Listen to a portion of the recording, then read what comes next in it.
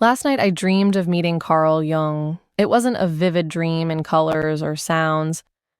It was more like stepping into a feeling that wrapped around me like soft fog. A small old room filled with the smell of paper, books stacked unevenly and rain whispering against the window. The light was dim but warm. It felt like time had slowed down just so this conversation could exist. He was there, were calm, quiet, not intimidating, but knowing, the kind of presence that doesn't need to speak to be understood. He looked at me and said softly, "You seem tired." Not tired from work or life, but tired from feeling. And I laughed quietly because, yes, that's exactly the kind of tired I always carry. I told him, sometimes I think I'm made of emotions I don't know how to hold. I feel too much, and most days I don't know what to do with it. He smiled, that knowing, gentle kind of smile. "You must be one of my introverted intuitives," he said. I told him, INFJ, and he nodded slowly. Ah, yes, the empath, the dreamer, the quiet visionary. For a moment, I didn't feel like a stranger in my own skin. I told him how it feels to be an INFJ, how it's like walking through life with your heart exposed. Every glance, every word, every small shift in someone's toning, you feel it, you absorb it like a emotional static filling your chest until you don't know which feelings are yours anymore. I told him that I notice everything. The tension in a room before anyone speaks, the fake smiles, the trembling hands, the quiet sadness behind laughter.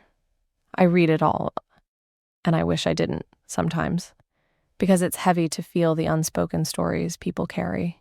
He said, "You have the eyes of someone who listens even when no one is speaking." And I said, "I do, but sometimes I wish I didn't, because I end up caring for people who never asked me to, loving them silently, worrying about them when they don't even know. And when it's time for me to need someone, I don't know how to ask. I've built this image of being strong, calm, composed. People think I'm okay, but I'm not always okay." He listened quietly. No judgment. No analysis. Just presence. And in that silence, I felt seen. He said, "You remind me of the wounded healer, the one who gives healing because they understand what pain feels like." That sentence lingered in the air like incense. I told him, "It's strange. I always try to comfort others with the words I once needed to hear. I give love in the way I wanted to receive it, but when it's time to receive, I shrink. I tell myself not to need too much, not to take up space, not to make anyone uncomfortable." He said, "You've confused deserving with burdening."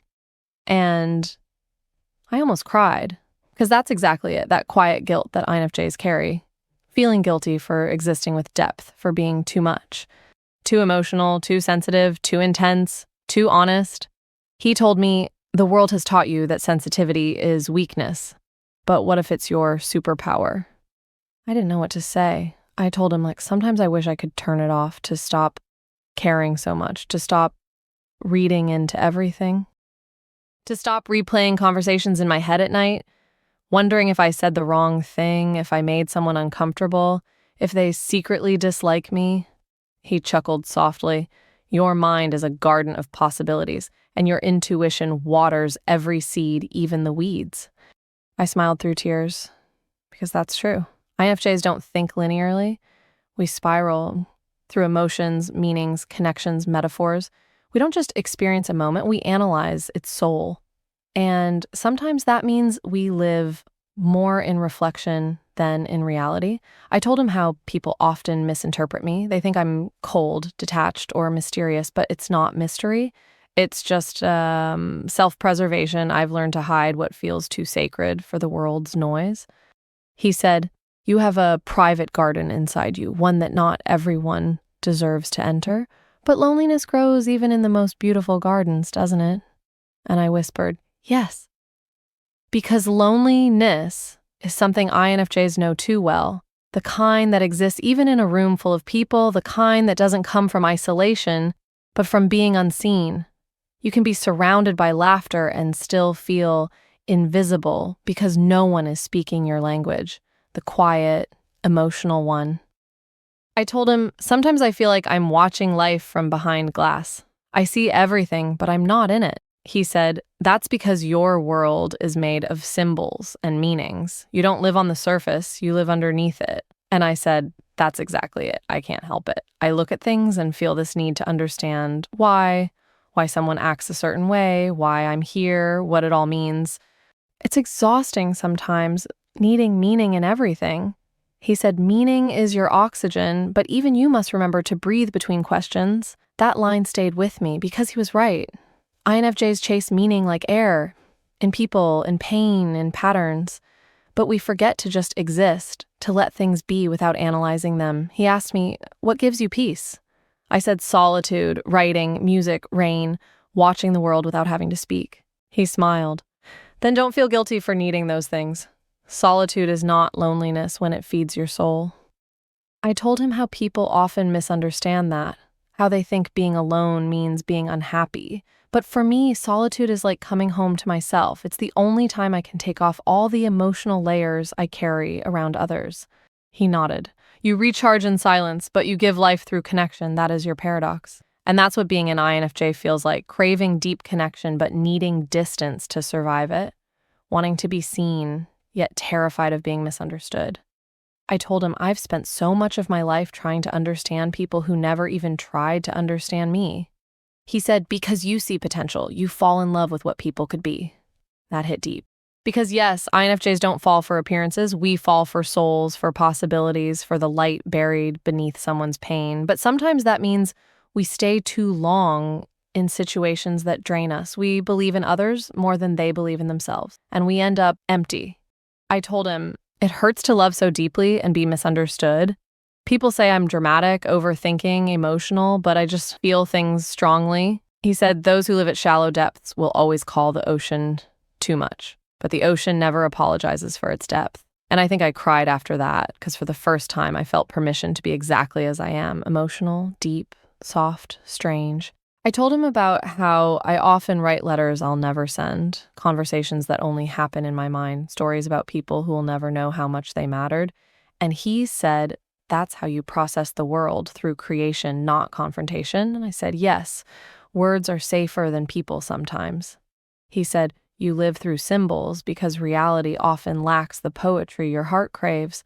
I smiled because that was exactly it. INFJs crave beauty, like not surface beauty, but emotional truth, the beauty of sincerity, of vulnerability, of eyes that tell stories. I asked him, "Do you think people like me will always feel alone?" He paused, then said, "Only until you meet someone who speaks your language, someone who sees with their heart instead of their eyes." And I think that gave me hope, because even if INFJs are rare, maybe we're not meant to be understood by everyone. Maybe we're just meant to find the few who do. He told me that you are not here to fix everyone. You are here to inspire, to understand, to guide, but also to rest. Even light needs to pause before dawn. I asked him, "How do I stop feeling guilty for needing peace?" He said, "By remembering that peace is what keeps your empathy alive. You cannot pour from an empty soul." I looked at him and said, "Sometimes I feel like I don't belong anywhere." He said, "You belong in the in-between, between logic and emotion, solitude and connection, chaos and meaning. That's where INFJs live. That's where beauty is born." The light started fading then, and his voice grew softer. "You were never too much," he said. "You were simply too deep for a world that often fears depth. Do not shrink to fit their comfort. The world needs your tenderness, your quiet insight, your authenticity." He looked at me, his eyes kind. "Promise me you won't let the world make you hard." And I said, "I promise." He smiled. "Good. Because the moment you stop feeling is the moment you stop being who you are. The world needs more hearts that feel." And then, like smoke, he started to fade. Before he disappeared, he said one last thing, something that felt like it was meant for every INFJ to hear. "You are not broken. You are simply tuned to a frequency that few can hear. Don't silence it, let it sing." When I woke up, the rain was still falling outside my window. And for once, it didn't sound sad. It sounded like understanding. And I thought, maybe that's what it means to be an INFJ, to find meaning even in the rain. We are not weak because we feel deeply. We are alive because we do. Our empathy is not a flaw. It's the proof that our hearts haven't hardened. Our solitude is not loneliness. It's how we find our truth again. So if you're watching this and you've ever felt unseen, misunderstood, or too much, please hear this. You are not too much. You are simply rare. You are the quiet listener, the healer, the poet in a world that has forgotten how to pause. You are the rain that softens what's rigid, the light that stays gentle, the soul that still believes there's beauty in depth. And like Carl Jung said, your sensitivity is not the wound, it's the wisdom born from it. So don't hide your depth. Don't apologize for caring too much, and don't let the world convince you that softness isn't strength. Because one day someone will meet you and they'll look into your eyes and say, I hear the same frequency. And in that moment, you'll finally know. You were never too much. You were simply waiting to be seen.